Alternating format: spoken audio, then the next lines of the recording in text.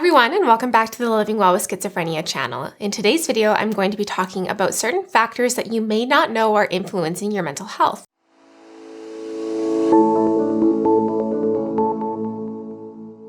My name is Lauren, and I make videos about what it's like living with schizoaffective disorder or schizophrenia. Make sure to subscribe to see more content like this one. And also, if you are wanting to support the creation of future videos like this one, please make sure to check out our Patreon page. The link is in the description below. We're working really hard to keep building valuable resources for you all, and any support is so appreciated. Thank you. Now, there are many factors that can influence a person's mental health. Some commonly thought of factors include biology or genetics. That includes different treatment modalities such as medication or therapy, and it can also include things like self-care practices or just lifestyle choices. However, there are many factors beyond these, including life experiences, workplace or other environments, as well as the social and economic conditions that we find ourselves in. These are called the social determinants of mental health.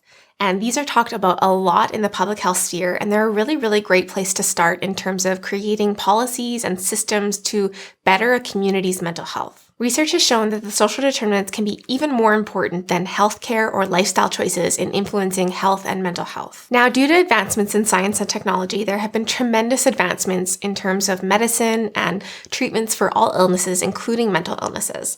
However, this has led to kind of an over-medicalization of the treatment of mental illnesses, where we are primarily treating directly the symptoms through things like medication. And there needs to be more of a shift toward a more holistic treatment of mental illness that includes the social determinants of health and these various social and economic factors which also are at play in terms of determining our mental health status. So for example, if someone presents to their psychiatrist with schizophrenia and they are given a prescription for some kind of antipsychotic medication, however, they're also dealing with issues such as lack of adequate housing, or relationship issues or conflict issues with a partner, or they are unable to find meaningful employment, or they are dealing with a substance use problem. The chances of that medication being able to adequately address all of their mental health problems is just not realistic. And there needs to be an addressing of all of these other social and economic factors that are at play as well if we want to treat the symptoms of schizophrenia or any mental health problem. So I've talked a lot about how important the social determinants of mental health are, but what exactly are they? So I'm going to run you through a list of some key social determinants of mental health that are known. So the first determinant that I want to draw your attention to is early life development or early child development. And basically, this is just referring to your early years and how those can affect your development through life, as well as if you are experiencing something like poverty and deprivation in your early years, that can possibly lead to blunted coping skills later on.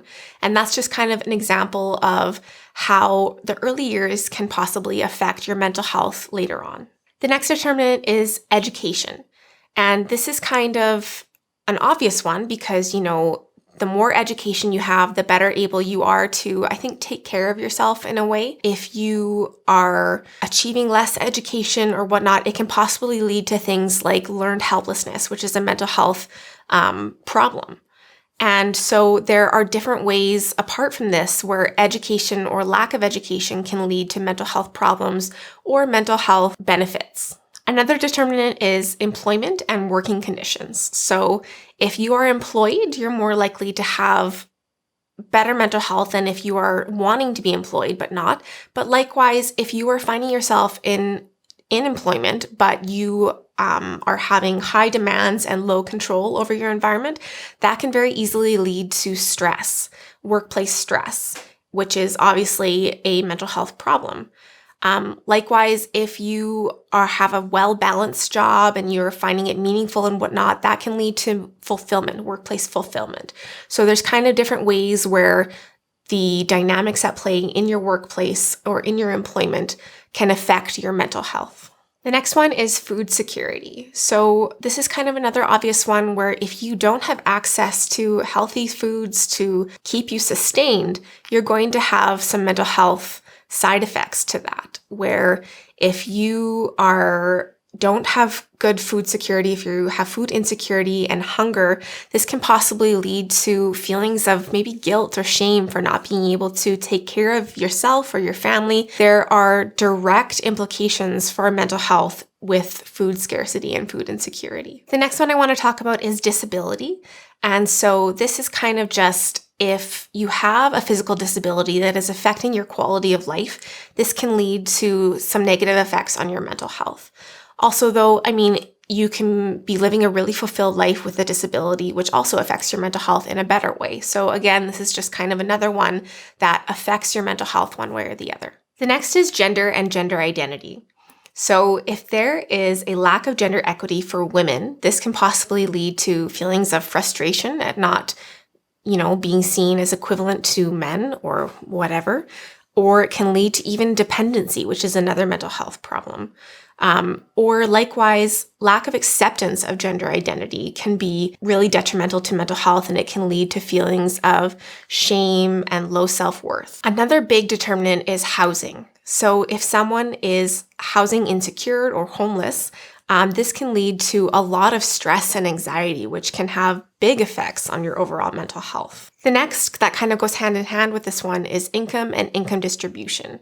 So obviously this plays a role in determining your mental health status. If you have low income and are experiencing poverty, this can possibly lead to feeling like you have a lack of control over life, and again, stress and anxiety. Likewise, if you have really solid and stable income, then this can lead to giving a lot more space to have positive mental health experiences and to give you more freedom to, do things to ameliorate your mental health. So this is another one that is a big determinant of mental health. Another big determinant is race. Now, this can take the form of discrimination within society, leading to more negative mental health, but it can also take the form of discrimination within the mental health care system and within the care that they receive, leading to poorer mental health outcomes. Another one that kind of goes along with this is Aboriginal status. This is, again, discrimination within society and marginalization or exclusion within society, and this can possibly lead to a lot of different mental health problems. Now, Aboriginal status as a determinant goes beyond just marginalization and discrimination within society to include something called intergenerational trauma. Now, this is a really important concept to understand when discussing Indigenous peoples, because the Indigenous peoples have gone through a tremendous amount of cultural trauma in terms of residential schools that really stopped not too long ago. And this trauma being passed down from generation to generation through anger and resentment for what happened with the residential schools, to blunted coping skills because of what happened with the residential schools. And it just keeps getting passed down from generation to generation, which is a big part of a lot of the societal issues that we're finding right now that are primarily afflicting Indigenous peoples. Another determinant is sexual orientation. So there have been tremendous strides in terms of the LGBTQ plus movement to increase acceptance within society and whatnot, but there are still a lot of people who struggle with self-acceptance in terms of their sexual orientation. And so this can have tremendous effects on a person's mental health as well. Another determinant is social exclusion. So when a person is not really able to participate fully in their social network or social community, it can lead to feelings of loneliness or alienation, which is, pretty big in terms of determining someone's mental health status. Likewise, another determinant is the social safety net. And so if somebody has a small social safety net or no social safety net, and a lack of responsive services available, this can possibly lead to further isolation within society.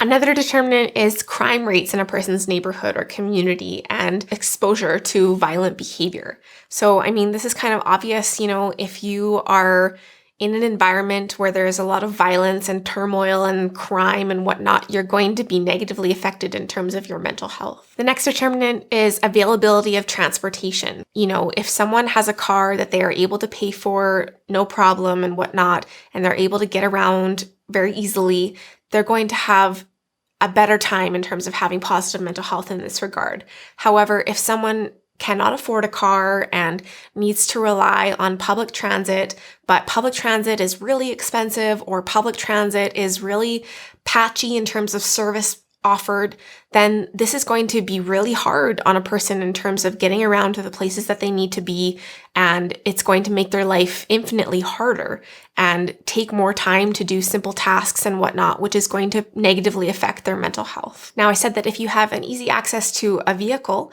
that, you're going to have positive mental health, but this can also be flipped around where if you are living in a metropolitan area that has high traffic congestion and gives you a really long commute or whatever makes it hard to get around easily, this can also negatively impact your mental health. The next social determinant is neighborhood conditions and the physical environment in which you find yourself in. So if you are surrounded in your neighborhood by rolling green hills and park spaces and paths to walk on, that's likely going to have a positive impact on your mental health. However, if you find yourself in a little bit more of a decrepit neighborhood that is not being well taken care of, the infrastructure around you is crumbling, that's going to lead to more negative mental health overall.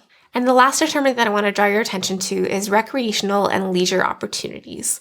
It's kind of obvious that if you have access to a lot of recreational and leisure opportunities, such as physical activity classes or, art classes or different things like this, where you're getting involved with community members and with different things that bring you joy or release tension or stress or whatnot, it's going to be good for your mental health. And likewise, if you don't have access to these sorts of opportunities, leisure opportunities, it's going to be harder to have positive mental health. So these are many of the social determinants or factors that may be influencing your mental health either for the better or for the worse. Unfortunately, these factors can be very, very difficult or next to impossible for an individual to change on their own.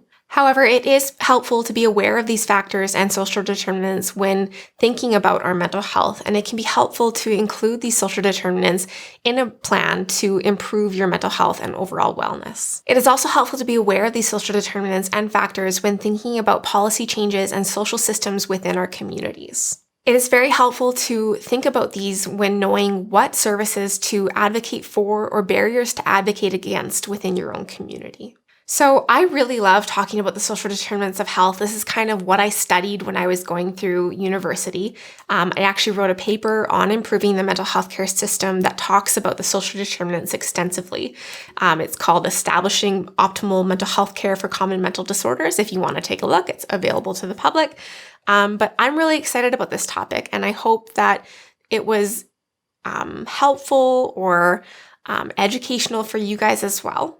So like I said earlier in the video, there has been a tremendous push towards the medicalization of mental health and, treating it directly with medication, which I am strongly for. I do believe that medication is very important in the treatment of mental health. However, what I hope to have accomplished in this video is to show the huge breadth of other factors that can be at play in terms of determining someone's mental health and determining if someone has positive or more negative mental health. And so if there are factors that you maybe didn't think of before that are affecting your own mental health that, came to light during this video or whatnot, I would love to hear about that in the comments below. So thank you so much for watching. If you enjoyed this video, please give it a thumbs up and also make sure to subscribe to see all future content that we produce. If you want to help support the creation of future videos like this one, please again, make sure to check out the link to our Patreon page. It's in the description below. Thank you so much again for watching, and as always, wishing you and your loved ones good health. See you in the next video. Bye.